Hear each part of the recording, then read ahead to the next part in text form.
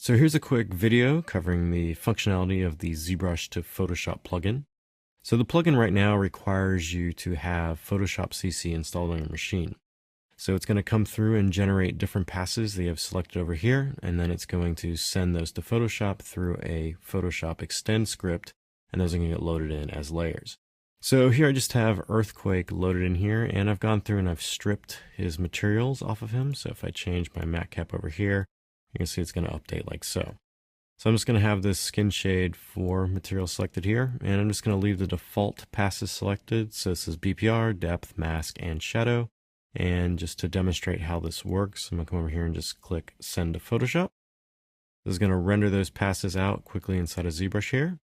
And then you're going to get this script alert. You have to authorize the script in order to have it launch Photoshop. So just come over here and click yes. After you click yes, Photoshop CC will launch, and it's going to open up like so, and it's going to load in all the layers that you had selected. So here it's generated the earthquake file here, and you can see it's generated some layers over here. So we have our base BPR render, we have a depth pass, and we have a mask pass. So those were the default layers. You just load the plugin and then send the passes to Photoshop. Now I'm going to go back to ZBrush here, and this time I'm going to come through and select some of the other passes here. Now these ones at the bottom are materials, so this allows you to store different matte caps inside of ZBrush. So if I come over here and say select the frame row 1, and then click on the material button here, it's going to ask you if you want to store this material in this slot, so I'm going to click yes to that. And then we can activate these by just coming over here and clicking on these. So this is how you can store custom materials, and right now there's 5 slots. Allow you to store any of the materials inside of ZBrush here into those slots, and it will generate a render pass out from each of those. Now the other ones are pretty self-explanatory. So you have the albedo, you have AO, you have best render, which is going to use the render option of best up here. Color bump, which is going to end up using the color bump material. We also have lights, which is going to load a set of lights that have been predetermined. Now these lights live in the directory of the plugin itself, so you can change these light files here and save your own, and it's just going to go through and load those. We have an object space normal, polygroup ID, preview, which is going to generate the preview that you're seeing here, specular, subsurface scattering, structure, which is going to just give you the matte cap gray version of your mesh. Subtool ID, which is going to go through and it's going to take all these subtools and it's going to generate a new mask for each of those. Subtool mask, tangent space normal, wireframe, and then your materials that you may have selected to be generated. So these are all the passes here, and I'm just going to send all these to Photoshop now. Now every time you click this button, it's going to generate a random number, so you're never going to get a repeat process, and this is going to allow you to send multiple passes to Photoshop of your model. So I'm going to come over here and just click this. And depending how many of these you have selected, it could take a little while to process here. So after this is done, you're going to get that script alert again. I'm just going to click yes to this. And now it's going to take all those files and load them into Photoshop here. So here we have our version of Earthquake here and all the different passes that were generated.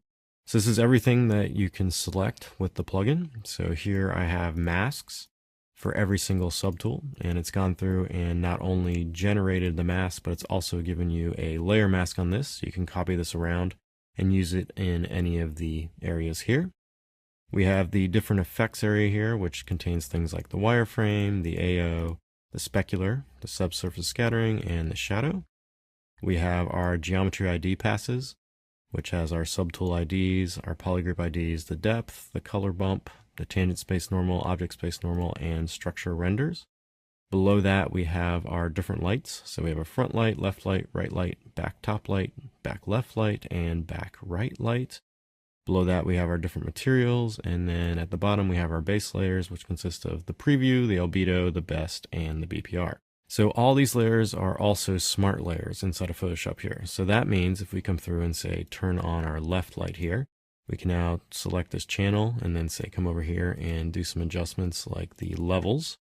So just come through and start messing with those to get this to be a little bit brighter or stronger. And this is going to store as a smart filter. So these can be toggled on and off, and then they can also be re-edited. So since these are smart filters, you can come through and re-edit these on the fly, and it's going to give you a non-destructive workflow.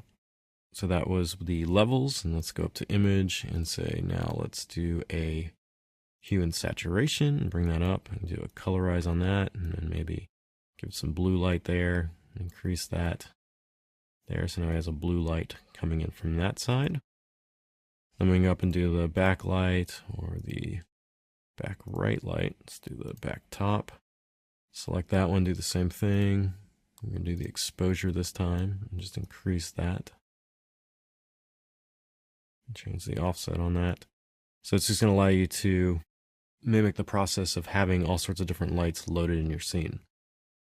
So anyhow, that is the quick breakdown of this, and you can move these masks around and drag these to different areas. So if you only want the wireframe of his belt here, you can come through and grab that and drag it down here, and you're only going to get the wireframe in that belt area.